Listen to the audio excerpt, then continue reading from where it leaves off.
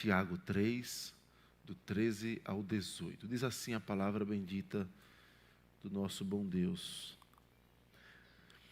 Quem entre vós é sábio e inteligente? Mostre em mansidão de sabedoria, mediante com digno proceder as suas obras. Se pelo contrário, tendes em vosso coração inveja amargurada e sentimento faccioso, nem vos glorieis disso, nem mintais contra a verdade. Esta não é a sabedoria que desce lá do alto, antes é terrena, animal e demoníaca. Pois onde há inveja e sentimento faccioso, aí há confusão e toda espécie de coisas ruins. A sabedoria, porém, lá do alto, é primeiramente pura, depois pacífica, indulgente, tratável, plena de misericórdia e de bons frutos, imparcial, sem fingimento. Ora, é em paz que se semeia o fruto da justiça para os que promovem a paz. Amém. Vamos orar mais uma vez. Ó Deus, nós te rendemos graças mais uma vez pela tua palavra e nós te pedimos que o Senhor fale ao nosso coração, nos dê o entendimento a respeito da tua palavra. Queremos conhecer mais do Senhor. Precisamos da tua boa mão, Senhor, para compreender. E nós queremos, assim como os salmistas colocam, orar ao Senhor, dizendo: Senhor, desvenda os nossos olhos, para que contemplemos as maravilhas da tua lei. Ó Senhor, abre o nosso coração para entendermos a tua palavra. Edifica-nos nesta noite. Ó Deus, confronte, Senhor, o nosso pecado. Console-nos com a tua palavra. Dá-nos a tua direção. Ó Deus, porque precisamos disso e pedimos no nome santo do nosso Senhor Jesus. Amém, Senhor. Amém. Não é incomum, irmãos, que crentes que conheçam as Escrituras ou conheçam um pouco mais, se julguem habilidosos para responderem questões profundas. Ou mesmo, diante de algum debate, você sinta no coração: olha, isso aqui eu sei responder. Ou ainda, você se coloca diante de outras pessoas, de outras denominações, que não têm tanta profundidade teológica. Às vezes uma igreja simples, de crentes simples, que tem conhecimento muito superficial, e você se julga mais crente do que ele. Eu sou presbiteriano, eu sou reformado, eu conheço a Bíblia, na minha igreja, e aí você começa a, sem perceber, se colocar em um patamar de superioridade, e se esquece do que Tiago diz no versículo 1. Meus irmãos, não vos torneis muitos de vós mestres, sabendo que havemos de receber maior juízo. Não é que Tiago está dizendo: é ruim conhecer as Escrituras. Você está pensando que ler a Bíblia demais faz bem? Não, isso é fanatismo, isso não dá bem. E alguns pegam versículos como este para afirmar isso. E não é disso que Tiago fala. A ideia é: todos nós crentes precisamos e devemos desejar conhecer mais ao Senhor, conhecer mais a sua palavra. Mas isto não deve produzir em nós arrogância. Porque a quem muito foi dado, muito será cobrado. As Escrituras falam sobre isso. Mas é estranho, irmãos, conhecer tanto verdades profundas das Escrituras, que nós temos o privilégio de conhecer, mas andarmos em um procedimento reprovável. Adianta conhecer bem as Escrituras e o comportamento ser contrário às Escrituras? Saber tanto e não conseguir dar um passo daquilo que eu afirmo conhecer. E aí Paulo fala sobre isso: bem-aventurado aquele que não se condena naquilo em que aprova. A ideia é: eu conheço, digo que deve ser assim, eu sei, Deus diz isso, as Escrituras apontam para esse caminho, mas eu sou condenado naquilo em que tenho aprovado, que tenho direcionado. Em toda a história, irmãos, o homem amou o conhecimento. O conhecimento é algo que fascina os olhos. Eu já mencionei a igreja em outra ocasião. Eu me lembro estudando especificamente um salmo das Escrituras. E ao estudá-lo, fazendo pesquisas em bancos de pesquisas teológicas, encontrei ateus que estudavam aquele salmo. Pessoas que não acreditavam em nada das Escrituras, também publicando artigos sobre o salmo, falando sobre a história do salmo, o contexto do salmo, sobre os aspectos literários do salmo, aspectos que eles julgavam belos, inclusive, mas que não acreditavam. Irmãos, o conhecimento, ele faz brilhar os nossos olhos. A eloquência é belíssima. Como é belo ver um aspecto de retórica bem construído.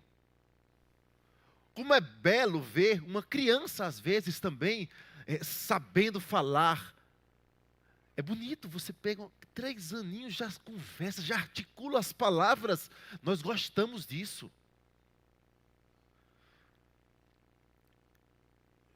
Mas a grande tentação que tanto estas crianças vão enfrentar é da arrogância do posto, da posição. A arrogância de conhecer. Conhecer parece te fazer melhor do que quem não conhece. E eu estou falando de conhecimento frio, superficial ou teórico. O apóstolo Paulo falando sobre também uma das áreas do conhecimento. E ele fala assim, olha, ainda que eu falasse a língua dos homens. E aí ele faz até um hipérbole, e dos anjos. Sem amor, serve de nada. Não serve de nada. Paulo está apontando mais um aspecto do conhecimento, dizendo, é inútil saber sobre Deus e não se relacionar com Deus. Porque aqueles que se relacionam com Deus têm vida transformada. Por outro lado, também nós não estamos dizendo que não vale a pena saber sobre, que não vale a pena conhecer mais. Pelo contrário, nós precisamos desejar ardentemente o genuíno leite espiritual. O apóstolo Pedro fala sobre isso. O autor aos Hebreus repreende a igreja por não poder falar sobre coisas profundas. Detalhe, uma das cartas mais difíceis do Novo Testamento, depois de Romanos, talvez seja a carta aos Hebreus. E o autor fala, eu nem falei de coisas profundas, porque vocês estão de modo superficial. Então, não é desculpa para não querer conhecer mais, porque há o alerta da parte de Deus para conhecer mais, para examinar as Escrituras. Irmãos, Tiago, nesse trecho, tem falado como evidência da fé genuína, e aí ele fala da fé sem obras como uma fé morta. Esse é o contexto que nós temos visto no capítulo 2.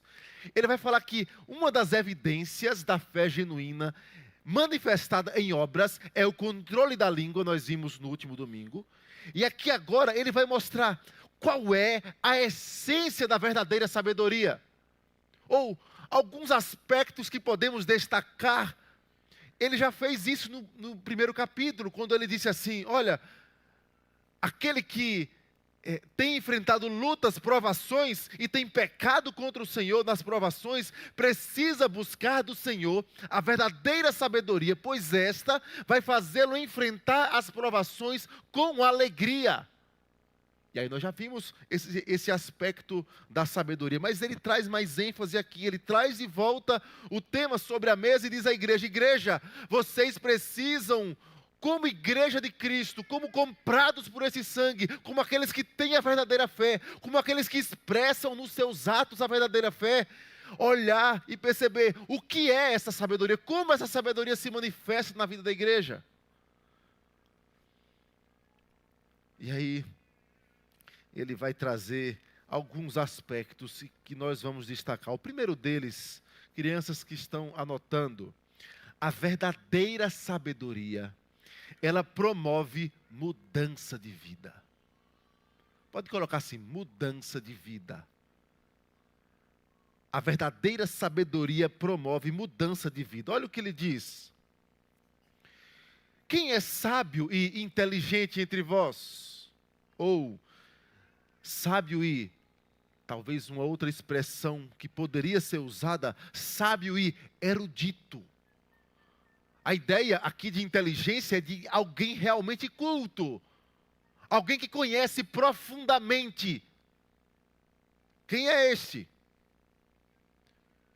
A resposta poderia ser de Tiago: mostre no seu conhecimento teológico. Fale um pouco mais das doutrinas profundas das Escrituras. Fale um pouquinho sobre o que você sabe sobre quem é Deus. Mas Tiago não fala sobre isso. Ele responde: mostre em mansidão de sabedoria, mediante condigno proceder as suas obras. E aí ele volta. Porque as obras são frutos da fé genuína, como ele mencionou no capítulo 2. Tiago enfatiza, crianças, o bom comportamento. Tradução simples.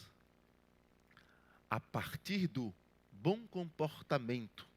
A tradução ficou um tanto rebuscada para o conhecimento das nossas crianças, com digno proceder. Mas a tradução para isso é bom comportamento. Crianças, as mais inteligentes não são aquelas que respondem matemática, física, biologia, história, geografia, português. Não.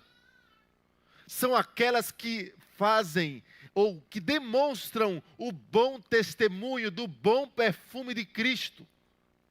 Obediência a Deus. Testemunho cristão.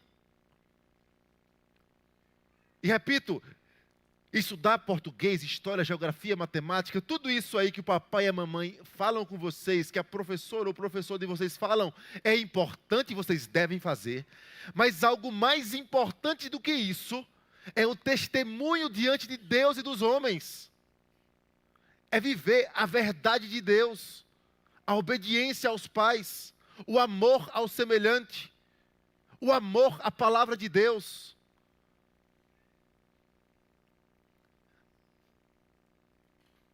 Essa frase que Tiago coloca aqui faz lembrar, mais uma vez, a expressão de João Batista: produzir, pois, frutos dignos de arrependimento.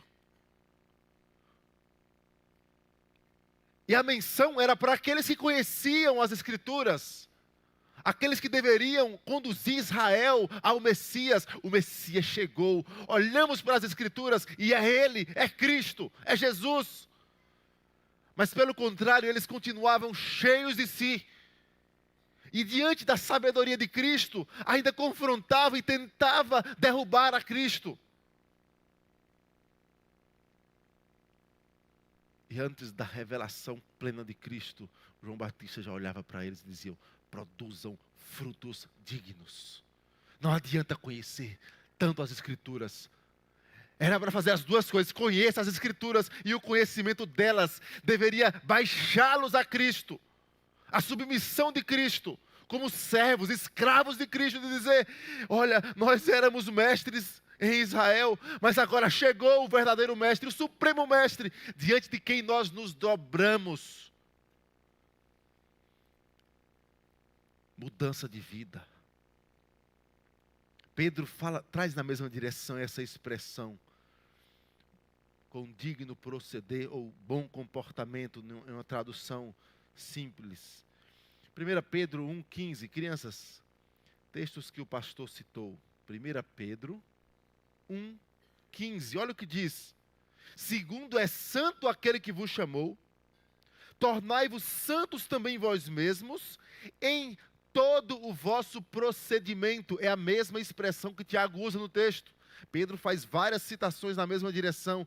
1 Pedro 1,18: vós fostes resgatados do vosso fútil procedimento, que os vossos pais vos legaram. A ideia é, sabe, esse comportamento que vocês viviam longe de Cristo, Deus arrancou vocês de lá. Esta ação de Deus, de nos arrancar do império das trevas, deveria produzir em nós, naturalmente, por causa da verdadeira fé, bom comportamento.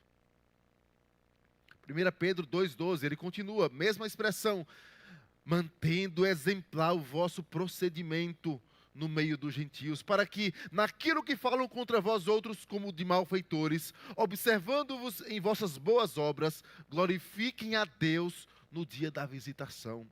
Mas, 1 Pedro 3, 1 e 2, mulheres, sede vós igualmente submissas, para que ele seja ganho, falando do marido, eu resumi o versículo, por meio do procedimento de sua esposa, ao observar o vosso honesto comportamento cheio de temor.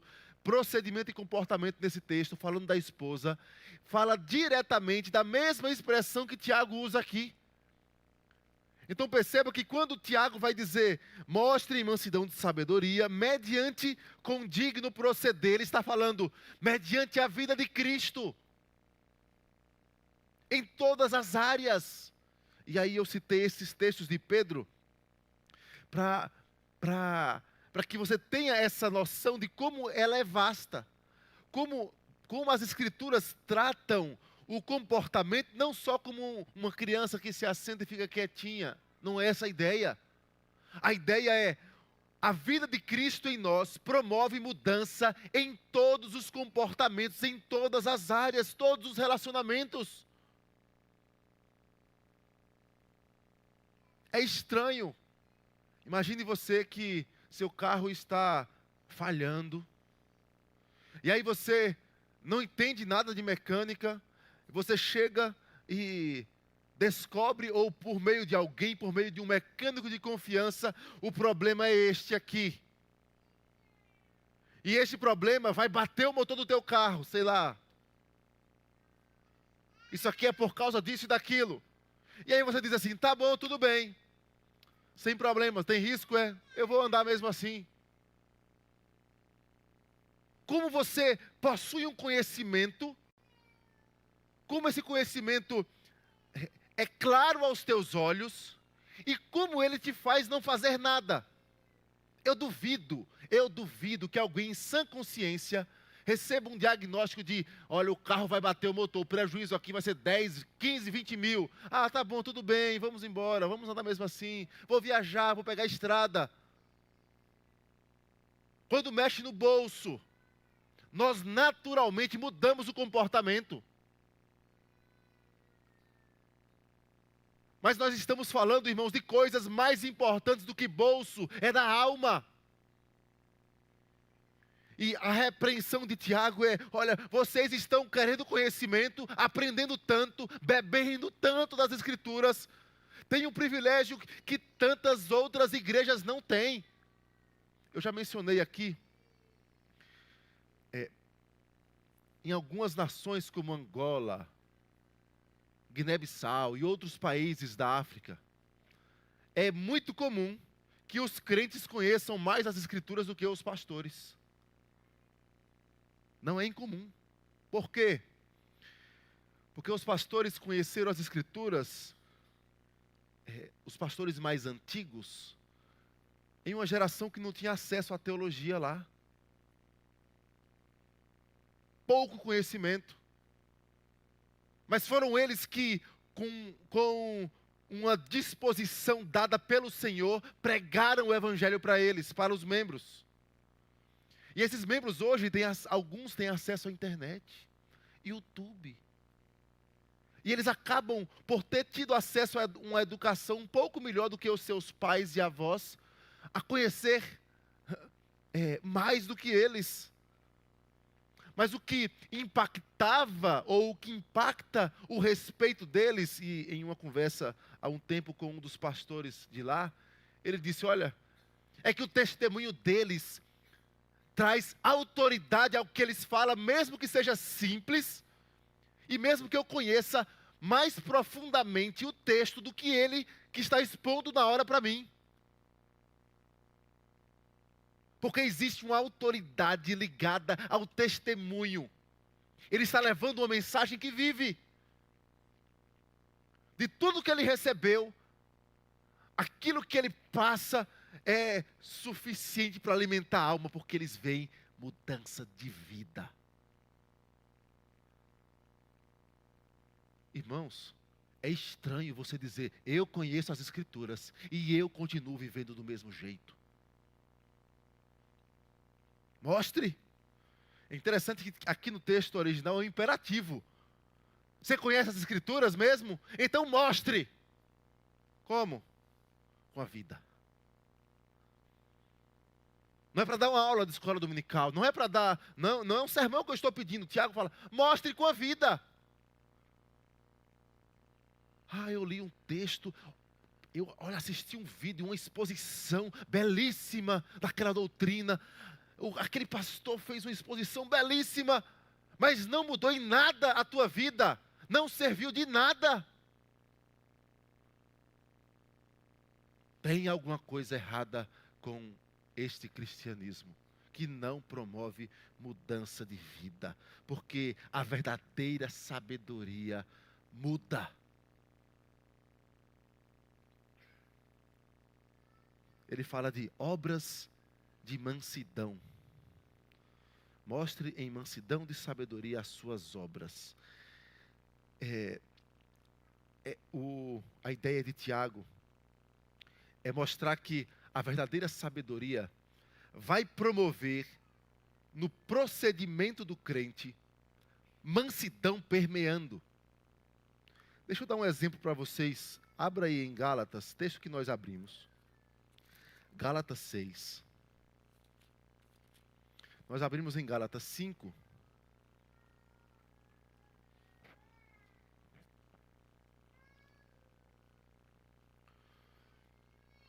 E nós lemos dos versículos 16 ao 26. E aí, após Paulo falar sobre obras da carne e fruto do Espírito, ele fala no versículo 1, leia comigo o versículo 1, todos. Capítulo 6, versículo 1. Irmãos, se alguém for surpreendido em alguma falta, vós que sois espirituais, corrigi-o com espírito de brandura e guarda-te para que não sejas também tentado. É interessante essa expressão. É um dos textos que marcam muito a minha vida, porque é um dos aspectos mais difíceis da correção. Naturalmente, quando alguém falha contra nós, quando alguém tropeça em algo que nós julgamos por causa do nosso conhecimento, ou por causa da nossa maturidade, julgamos ser um pecado bobo demais para alguém cair, nós naturalmente agimos com ignorância, ou o impulso natural, mesmo que nós não venhamos a agir, mas o impulso natural do coração é, olha para frente, levanta a cabeça. Mas o apóstolo Paulo aqui vai mostrar que aqueles que são espirituais, quem são estes espirituais? Ele acabou de falar do fruto do Espírito. Aqueles que estão em plena comunhão com Deus, cheios do Espírito de Deus, eles reagem de modo diferente. Eles conseguem dosar entre a dureza de uma repreensão necessária e a mansidão que está impregnada no coração daquele que está unido a Cristo. Olha o que falamos hoje pela manhã. Aquele que está unido a Cristo, ele tem o fruto do Espírito. Ele cresce em cada aspecto desse fruto. Amor, alegria, paz, longanimidade, benignidade, bondade, mansidão, domínio próprio, tudo isso está no coração daquele que foi unido a Cristo. E na repreensão não sai. Ah, que na hora da repreensão, olha, eu esqueço o fruto do Espírito, vem só a ira. Não. Mostre em mansidão. Onde é que foi parar a mansidão?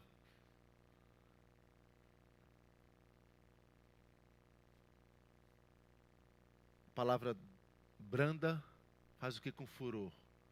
Desvia o furor. Crianças, anotem esse texto, Provérbios 15, 1. Uma tarefa para vocês decorarem nessa semana. Provérbios 15, 1. A resposta branda desvia o furor, mas a palavra dura suscita a ira.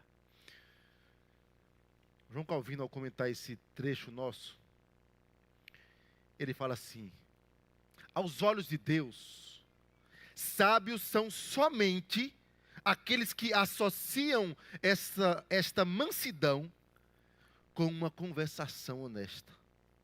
Pois quem é severo e insensível, ainda que sobressaia demais em tantas outras virtudes, contudo, não está seguindo a reta vereda da sabedoria.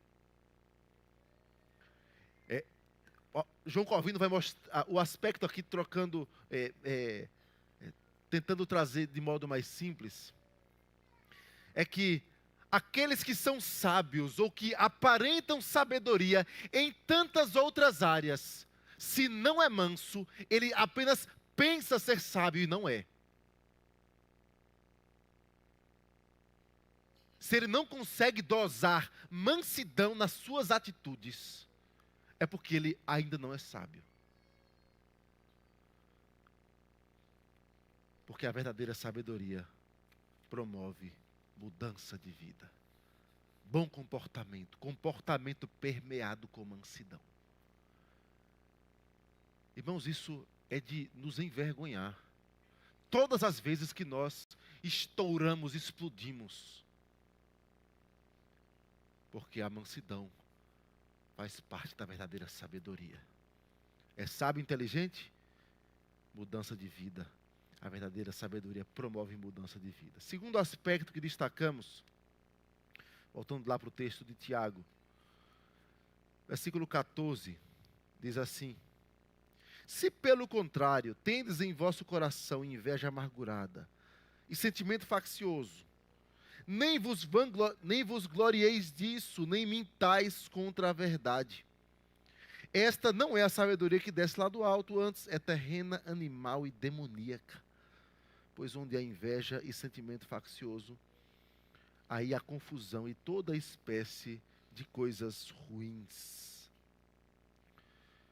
A verdadeira sabedoria, irmãos, a expressão da verdadeira sabedoria, ela evidencia um coração transformado. É o segundo aspecto para as crianças. Pode colocar assim: coração transformado.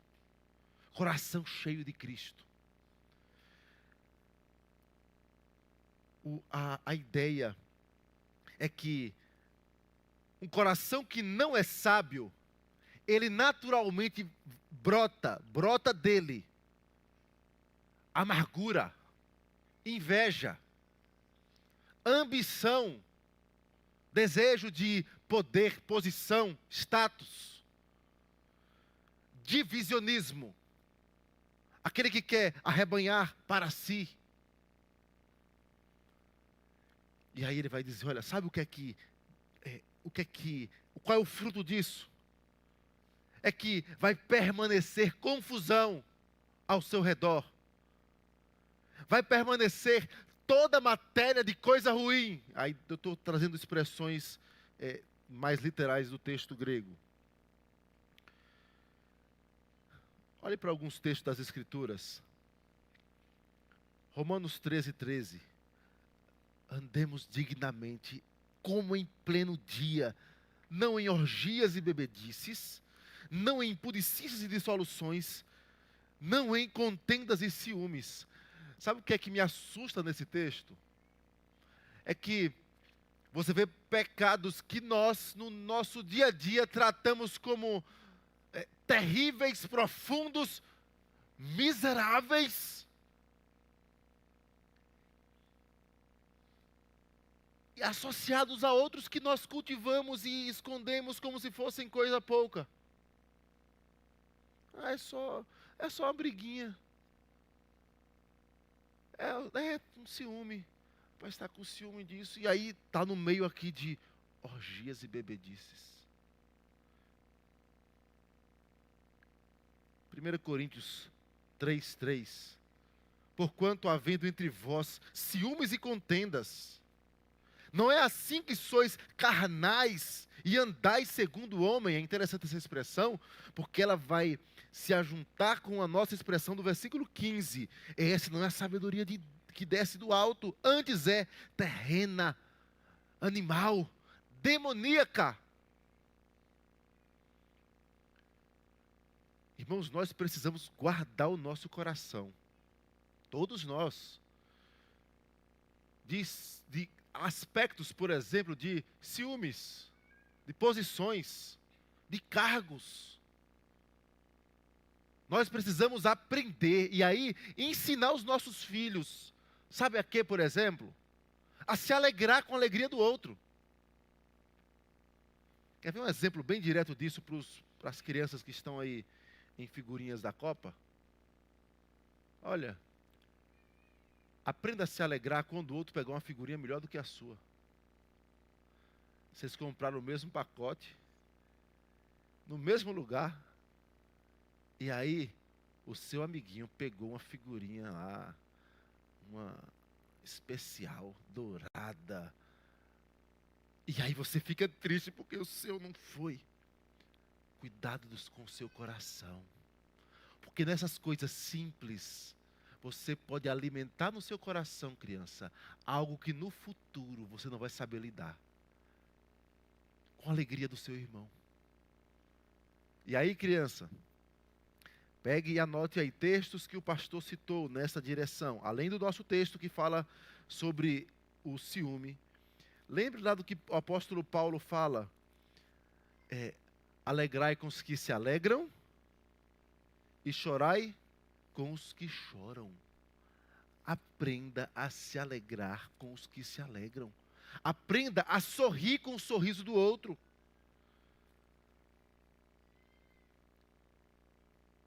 Olha o que diz Filipenses 2:3. Nada façais por partidarismo ou vanglória. Nada. Mas por humildade, considerando cada um os outros superiores a si mesmos. Irmãos, pense numa tarefa difícil.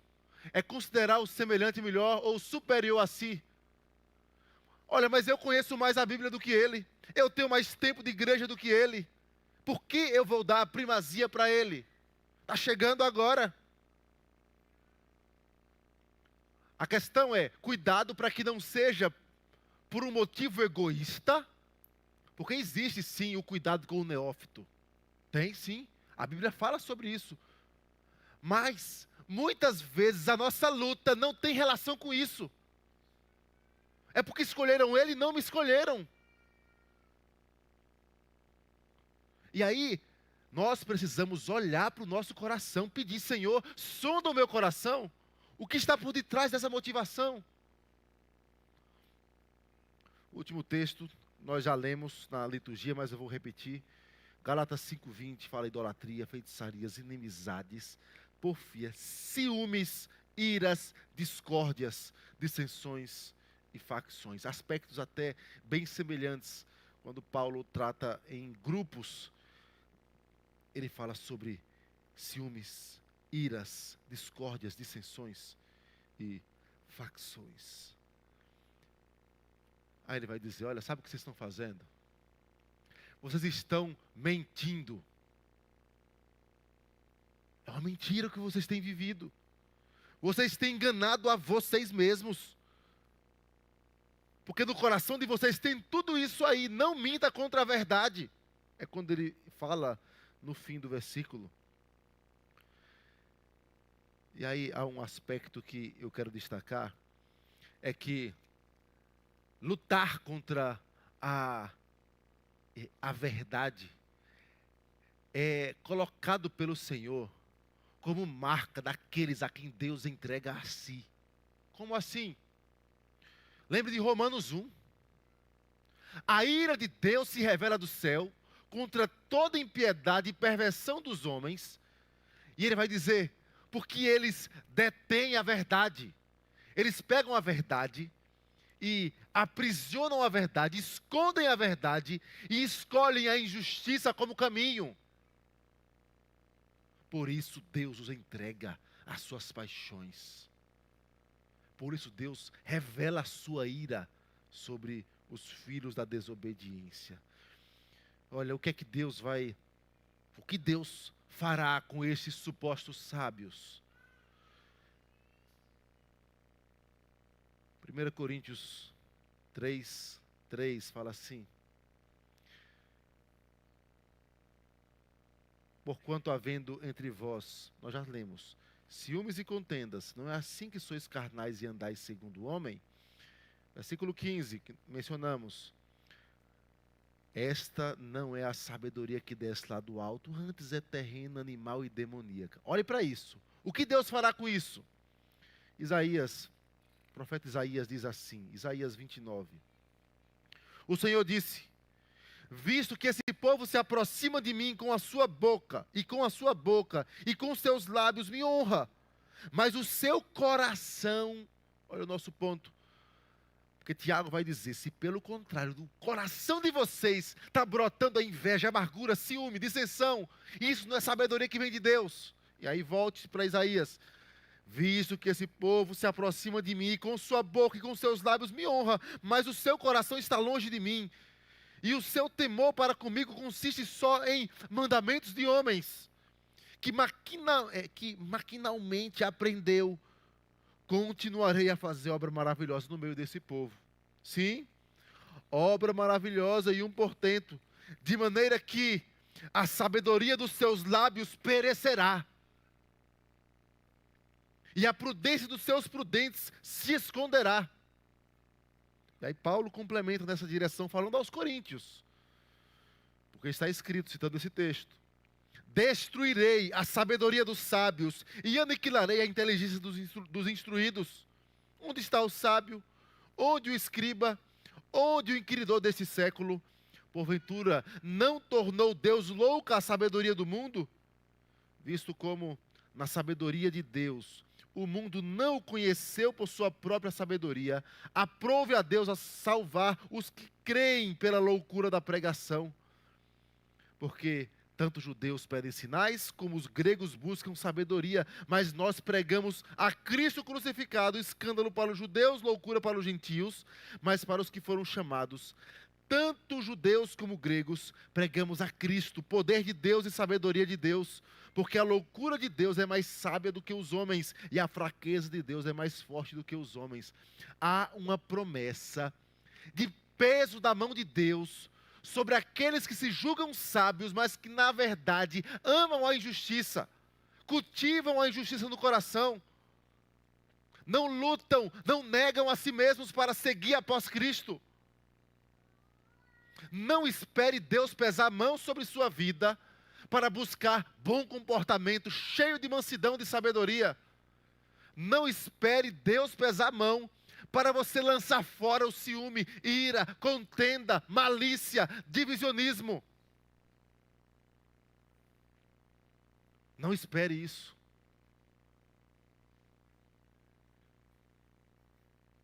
Ao mesmo tempo, se Deus tem feito isso, louve ao Senhor, porque Deus corrige o filho a quem ama, açoita a todo filho a quem recebe. Simon Kistemaker, ao comentar também esse texto de Coríntios, ele diz assim, fala que Paulo se opõe à sabedoria que se origina num coração que está longe de servir a Deus. É estranho você pensar, eu sou sábio, mas eu não sirvo a Deus. Eu tenho um comportamento não condizente com o conhecimento que eu tenho. E aí ele vai dizer no Novo Testamento, Tiago chama a sabedoria terrena em oposição à sabedoria que é celestial. E chama ela de não espiritual e do diabo. Irmãos, isto é seríssimo. Pense aí, você conhece a Bíblia, conhece muito de teologia, conhece muito dos aspectos da doutrina de Deus, mas o seu comportamento não condiz com isso. Se você acha que isso é sabedoria, Tiago diz, ela é do diabo. Isso é fortíssimo, é pesado, irmãos. E aí o Simon Kistemaker continua. Deus não depende de nossa sabedoria. Ao contrário, nós somos instados a rogar a Deus e pedir sabedoria. E aí ele está citando Tiago 1. Está difícil, eu até conheço, mas eu não consigo. O que é que Tiago diz? Suplique, rogue ao Senhor sabedoria. Peça a Ele que a todos dá liberalmente. E Ele não vai jogar na sua cara. Ah, seu filho não sábio, não vou te dar sabedoria. Não, Ele dá. Peça sem duvidar. Senhor, eu quero a tua sabedoria. A sabedoria que promove mudança.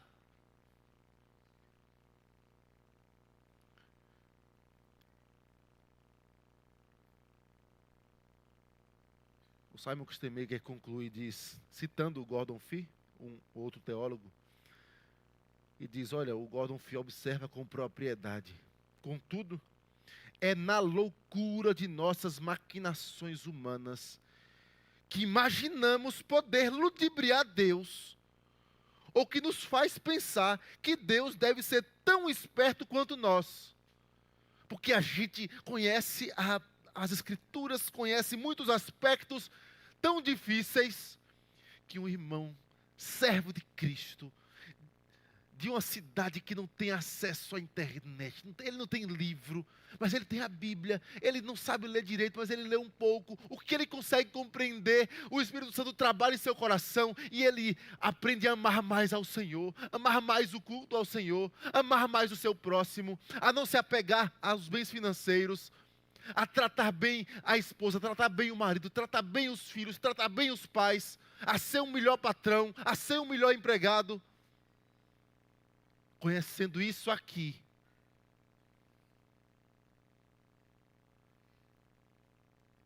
e aí a gente conhece um bocado e acha que consegue ludibriar Deus, é isso que Gordon Fee fala.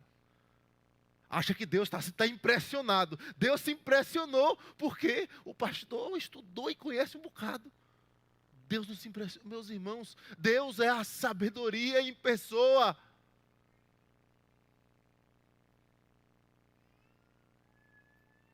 O que é que Deus requer dos seus despenseiros? É que ele seja cheio de teologia nos lábios? Sim, que seja. Ele quer que... o Paulo fala a Timóteo que ele precisa manejar bem a palavra da verdade. Mas o fim último de manejar bem a palavra da verdade não é para que ele fique esboçando que sabe. É para que ele seja encontrado o quê? Fiel. O que Deus requer dos seus despenseiros é que ele seja encontrado fiel. Então o fim último é a glória de Deus, vida de fidelidade ao Senhor. Isso sim evidencia um coração transformado, unido a Cristo, ligado a Ele, arraigado no Senhor. Mas por fim, ainda na mesma direção, Tiago meio que insiste, mudança de vida, coração transformado. Ele está falando da mesma coisa, mudar de vida, coração transformado. E ele fala, manifesta o fruto da justiça. Terceiro lugar, crianças. Primeiro, mudança de vida. Segundo, coração transformado. Terceiro, fruto da justiça.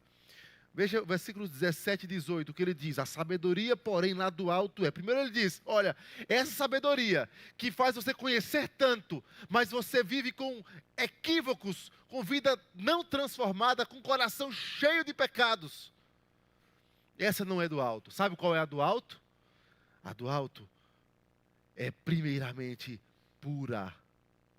pacífica, indulgente, tratável, plena de misericórdia, de bons frutos, imparcial, sem fingimento. Ele faz uma lista de oito aspectos. Nós não vamos mergulhar em cada um deles, mas ele fala assim, ora, é em paz. Lembre de mansidão lá atrás. É em paz que se semeia o fruto da justiça para os que promovem a paz. Primeiro aspecto aqui desse ponto que nós chamamos de fruto da justiça, é que a verdadeira sabedoria, ele vai dizer, ela é do alto. Ela não é encontrada em si mesmo. Olhe para si, medite, encontre a sabedoria. Ela não vai ser encontrada nas suas meditações consigo mesmo. Não vai ser encontrada no mero exercício de ler um texto das Escrituras. Mas ela vem do próprio Deus, por isso você precisa rogar. Tiago fala, Senhor, rogue, peça sabedoria a Deus. Obviamente, Deus concede a sua sabedoria aos seus filhos. Ele dá a nós meios de graça pelos quais nós podemos crescer, nos alimentar dele e crescer na sabedoria que ele dá. Vem dele. A origem não é a oração em si, não é a leitura da Bíblia em si, não é o culto em si, não são os sacramentos em si, mas é o Deus que dá, é Ele quem dá, Ele é a fonte. E se aproximar, por exemplo, alguns se aproximam da oração assim, e pensam que a oração em si é a fonte. E quando se aproximam assim, normalmente e infelizmente, acreditam poder na oração de fulano e de Beltrano. Ou mesmo no modo como se ora. E Tiago vai dizer, outros pensam que a fonte é estudar um texto. E estudando e aprendendo, vai conseguir ter a sabedoria porque eu estudei. Não olhando para a fonte do Deus que dá e aplica por meio da palavra.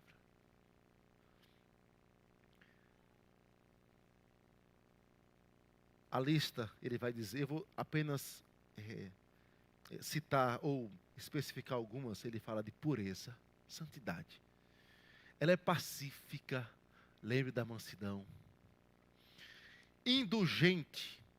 A ideia de indulgente é de gentileza, cortesia, mas é interessante que a ideia também é de tolerância. Tolerante. A quarta que Tiago lista, a verdadeira sabedoria, ela é tratável. Irmãos, a palavra colocada aí no nosso texto, ele diz assim, pura, pacífica, indulgente e tratável. Depois ele vem, cheia de misericórdia e cheia de bons frutos.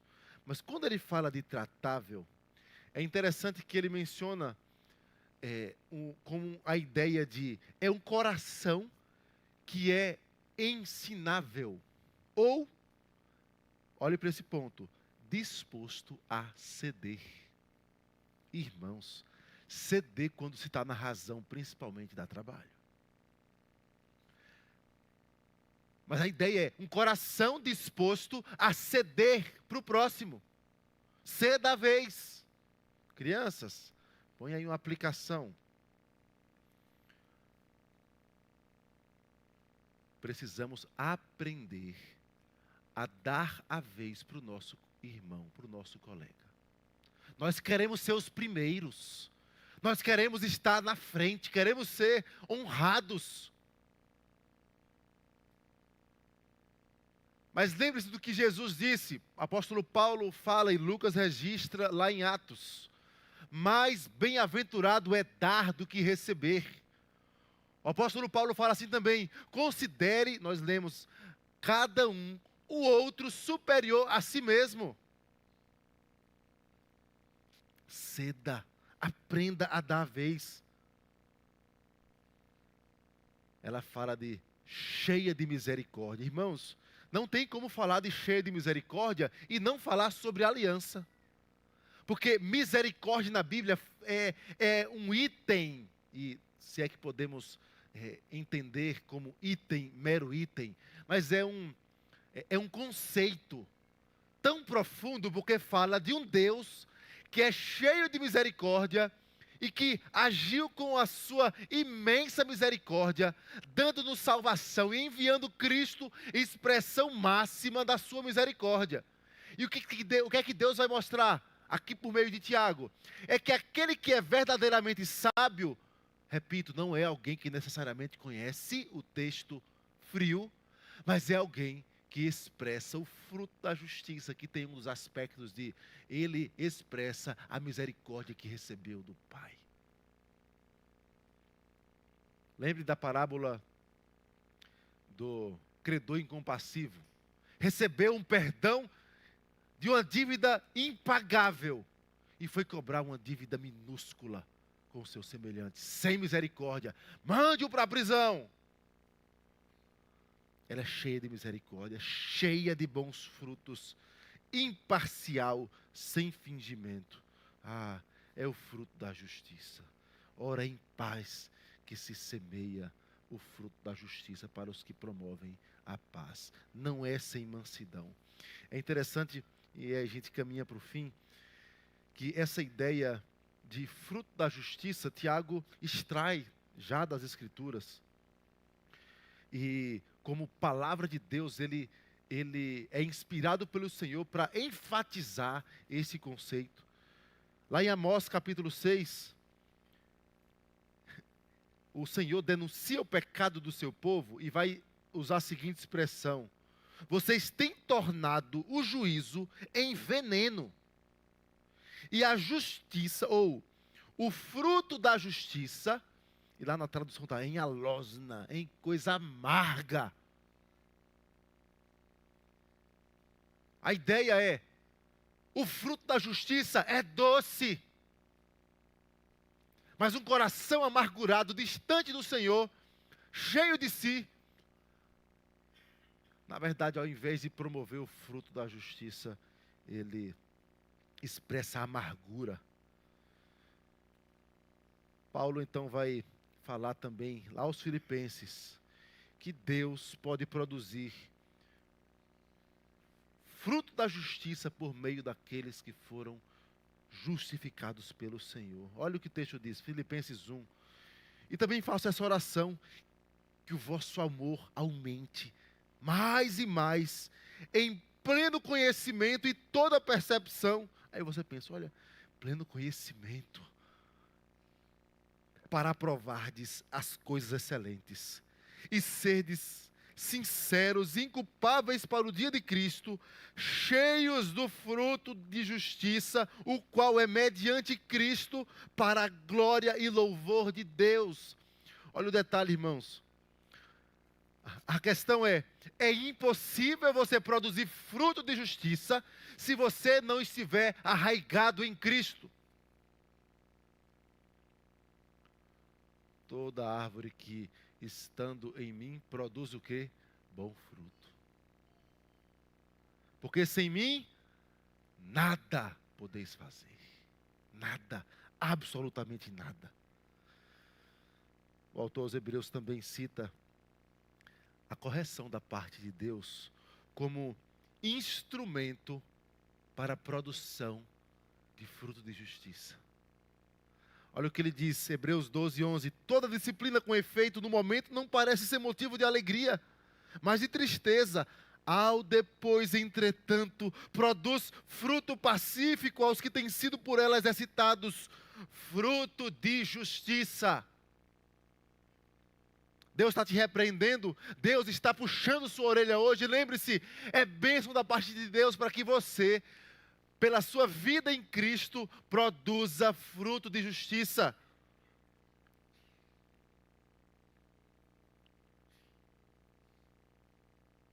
Não fostes vós que me escolhestes, diz o Senhor Jesus.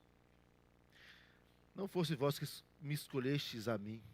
Pelo contrário, eu escolhi a vós outros e vos designeis para que vades e dei fruto. E o vosso fruto permaneça, a fim de que tudo quanto pedirdes ao Pai, em meu nome, Ele vos conceda. Nós precisamos do Senhor Jesus, em todo instante. Só o Senhor pode promover mudança real no coração dos seus filhos. Só Deus. E Deus só promove mudança no coração daqueles que têm Cristo. Edificação, santificação. Só é possível viver o Evangelho de modo digno se você tem Cristo. E se você tem Cristo, você ainda hoje pode orar: Senhor, eu quero mais da tua sabedoria. Eu preciso da tua sabedoria. O Senhor disse que dá a todos liberalmente. Rogue ao Senhor: Senhor, eu quero mais de Cristo. Porque Jesus é a sabedoria de Deus. Só nele, somente nele, você vai conseguir vivenciar a verdadeira sabedoria. Que o Senhor nos abençoe. Amém. Vamos orar, irmãos. Curve sua fronte, coloque-se de pé.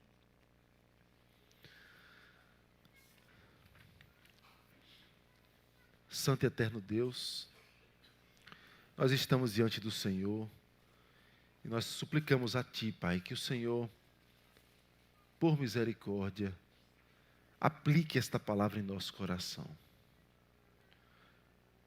Nós queremos ser verdadeiramente encontrados fiéis, santos, andando aos Teus pés. Mas nossos pés são tantas vezes trôpegos.